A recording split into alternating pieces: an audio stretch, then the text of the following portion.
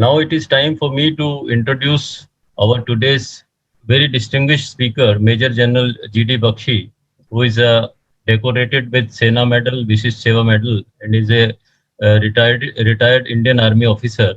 He is from Jammu and Kashmir Rifles, and he was awarded the Vishisht Seva Medal for commanding a battalion in Kargil War. Later, he was awarded the Sena Medal for his distinguished services in commanding a battalion during counter-insurgency drives, and he has led so many operations in J&K and he succeeded in suppressing the armed militancy in this area. He has served two tenures at the Director General of Military Operations, and he was the first BGS IW at Headquarter Northern Command India, where he dealt with information warfare and psychological operations. He is often called, we often see him on various news channels across India. He keeps on sharing his views on topics relating to military defense and other important issues. And today we will have very special occasion also to witness his launch of his book Thunder Dragon also. So I would like to take this opportunity to now invite Major General G.D. Bakshi to address the participants and also give an introduction insight about his book also. Major General G.D. Bakshi, over to you, sir. Thank you. Thank you so much. Thank you so much. Uh, the corona pandemic, the COVID-19 pandemic has been a kind of a black swan event, the like of which has not been seen in the last 100 years. And over 200 million people, 202 was the figure about a day or two back, have been infected. About 4.3 billion people are dead globally. The global economy has taken a hit of $2 trillion, and whole sectors of the industry and business have been devastated. The tourism, the travel, the hospitality industry have been devastated by this pandemic. Even industry has taken a knock. It's only now that we are showing signs of recovery and trying to bounce back to normal. But it has been a great, great disrupting event. The simple fact is, in India itself, we have had about 3.5 crore people infected, and about 3 crores people are dead. Sorry, 3 lakh people are dead. 3.5 crores infected, 3 crores people have died out of this black swan event. So the question is, who is responsible? How did it happen? How do we ensure that it doesn't hit all of us again and again and again? You see, there is, when the thing started, the presidential campaign was on in the United States. And in the heat and dust of that presidential campaign, people could not get together, and come to a very rational kind of a conclusion. Though President Donald Trump and his cabinet colleagues were saying this has originated in a lab in Wuhan, in China. This is a genetically engineered virus. It has possibly accidentally escaped from there. But the simple fact of the matter is that he was poo-pooed. It was said that, oh, this is just, what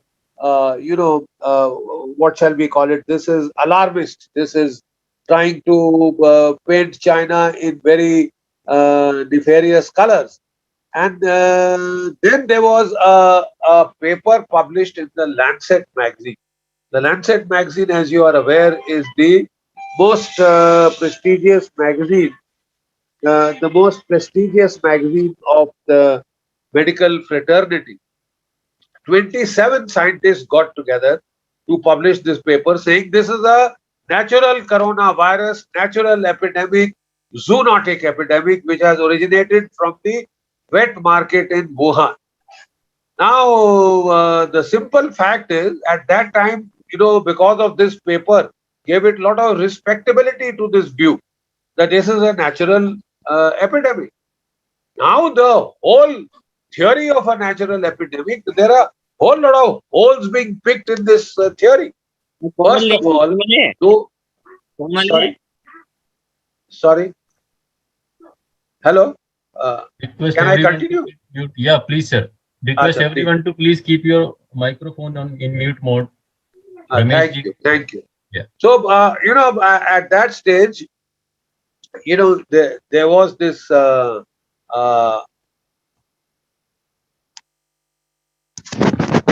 at that stage, there was this. Respectability given to this zoonotic theory. But now they are saying that no bats are sold in the Wuhan market. If no bats are sold, how did the bat coronavirus originate from there? The nearest bats are sold 550 kilometers away or are found 550 kilometers away in the caves of Nanjing. So, how did they come to this thing? How did they come to the Wuhan wet market? Number two, all the viruses, all the epidemics so far have an intermediary host. If the bat coronavirus is the primary host, then, for example, in the SARS virus, the civet cats were found to be the intermediary host, and this link was found in 4 months after the outbreak of SARS epidemic. When the MERS epidemic started, it took them 8 months, but they realized that the jump had taken place from bats to camels to humans. So the fact of the matter is, till today, 20 months plus after the outbreak of the virus, no intermediary host has been found. And now a number of scientists have gotten together to say this cannot be a natural epidemic because it has all the signs of a laboratory made epidemic. And of this, I will talk more in detail a little later. Now, the other facet that I would like you to remember is the original Lancet paper, based upon which all the scientists, 27 scientists, said this is a bat coronavirus, this is a natural virus, zoonotic virus. You know who was the leader of this group? Peter Daszak. Now, this gentleman, Peter Daszak, is a very interesting fellow. He is the CEO of Eco Health Frontiers, right? This is an NGO which has been providing money to the Wuhan Institute of Virology from the National Institute of Health. We had given it a grant to carry out the gain of function research on bat coronaviruses. Please don't forget that this research was being carried out till 2014 in the United States in the Maryland laboratory. Then it was shut because this was a gain of function virus in which you try and anticipate nature. So they said, if this virus that you are making, souped up virus, upgraded virus that you are making in the lab leaks out, the danger that you are talking will threaten us, you are creating it. And if it leaks out, we are done for. So this research was banned by President Obama from 2014 to 2017. In that period, Dr. Fauci very cleverly said, please outsource this research to third world countries like China, like Vietnam, etc. Now, this same Peter Daszak was the man who paid the Wuhan Institute of Virology to carry out this bat coronavirus related research.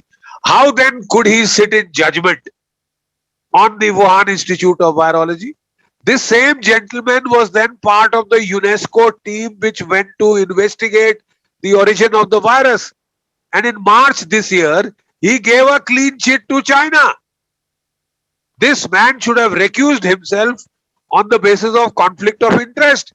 If I have had financial dealings with the Wuhan Institute of Virology, how can I be an objective examiner? You know, gentlemen, ladies and gentlemen, the simple fact is that things are not as simple. The Chinese military has been showing a serious interest in biological warfare for quite a few years now. In 2015, there was one Zhu Dezhang. He was a Chinese Air Force virologist, People's Liberation Army Air Force virologist, who led a team of 18 scientists, and he did a study on biological warfare. Some of the conclusions that he came to are amazing. The first conclusion he said is that the SARS virus is genetically engineered in a laboratory. It is not natural, and it has been made specifically to target China. Now, ladies and gentlemen, whether this is true or this is not true does not matter so much. What matters is that this finding was presented to the Chinese top leadership, Xi Jinping and downwards in the Central Military Commission. 24 presentations this group made to the top Chinese leadership. And they are convinced that China is the victim of biological warfare. So, when you say that you are the, excuse me, 1 minute. बेटा मैं एक seminar में हूँ, बोलो 4 बजे, okay थोड़ी देर के लिए आ जाओ. Sorry. So as I was saying, the second conclusion that they came to was that bat corona and these biological warfare viruses can be freeze dried and now preserved for a long time. Therefore, if you want to launch a biological attack, nobody can trace it back to you. You freeze dry the virus, you store it. When you want to use it, you mix it with frozen food and you take it with you, to Delhi, Mumbai, anywhere. Leave it in a restaurant, leave it in a laboratory, leave it wherever you want, and it will spread like wildfire. Nobody will be able to catch who did it. And number 3, this can torpedo, this can derail the medical system of a country, as ours almost got derailed a few months back with the second wave. Right? So they said this is ideal for biological warfare. Who is saying this? The Chinese military is saying this. Now they did not stop only at theory. The Wuhan Institute of Virology is run by 2 Chinese generals. Major General Shi Zhengli. She is called the Bat Woman of China, and she is an expert on bat coronaviruses. Right? The second is Chen Wei, Major General Chen Wei. Both these are major generals. Please tell me, is the AIIMS run by army generals? It is run by civilian doctors. In all countries, such antiviral programs, etc., are run by civilian doctors. Why is the Chinese army involved? Please tell me. Why are they running the Wuhan Institute of Virology? Is the basic question. 2 major generals. Now that it doesn't stop that the generals are heading it. The generals are doing research there. In 2015 itself, Major General Shi Zhengli had published 4 papers. How to splice the SARS hook molecule onto the backbone of the bat coronavirus.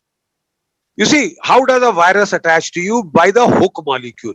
If it doesn't have the hook molecule, it is not transmissible to humans. It will not come and attach onto your cells.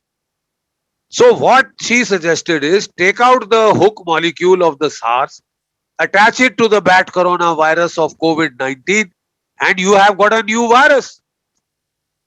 And then she did that in the laboratory. By November 2015, she had created the COVID virus in the Chinese laboratory, sir. Ladies and gentlemen, the Chinese army had done this. And they had possibly discovered the antidotes and the what is called the vaccines to this also around that time. So this is extremely suspicious. In 2017, the official military doctrine of the People's Republic of China, which is called the Science of Military Strategy, a new edition was brought out with a new chapter on biological warfare. Now, ladies and gentlemen, I ask you, China is a signatory to the Biological Warfare Convention banning biological warfare. How then can she, in the official doctrine, talk of biological warfare? The world should have raised an alarm, but people kept quiet. And China has today felt emboldened to actually do it. What is critical is the Chinese belief that they are victims of biological warfare. As such, they are justified in retaliating in kind. Right? Now, another very interesting story has happened, which you must understand. In 2012, Six Chinese workers were sent to clean a disused copper mine in Wuhan. It was full of bats and it was full of bat shit, right? They went there and they came out sick with a new type of pneumonia in 2012 with lung patches on the X-ray very similar to COVID-19. Immediately when Dr. Shi Zhengli heard this, she had sent her team of virologists there and those doctors collected 286 bat corona samples. This is the same sample which later became the basis backbone of COVID-19. Same sample. So now you have the smoking gun as to how exactly it was made. Where did it start from? Ladies and gentlemen, in September 2018, the World Military Games were held in Wuhan. Then the Chinese ministry spokesman accused the Americans of releasing viruses, the bat coronaviruses there in Wuhan, in the wet market. They said the American Special Forces team came and did it. This was their bahana. In November 2019, three Chinese scientists at the Wuhan Institute of Virology fell sick with a disease very similar to corona, but they hid it. They didn't tell anybody. The first patient that the Chinese admitted to, which is called patient 0, was on 8th of December 2019. Just that same month, 28th February, the Chinese military, the Chinese Navy sends the aircraft carrier to the Straits of Taiwan and the South China Sea to carry out very aggressive maneuvers. Then they go to the East China Sea against Japan and carry out very aggressive maneuvers. They threaten American carriers. And then, as you know, in March 2020, last year, they came against us. Now, ladies and gentlemen, my common sense question is, a country which is facing a coronavirus, natural coronavirus pandemic, is that the time it will choose to start fighting with all its neighbors? With Vietnam, with Indonesia, with Philippines, with Malaysia, with Taiwan, with Japan, and now with India. Do you start fighting with all your neighbors when you just have had a global pandemic, as they said they had? Now, next factor.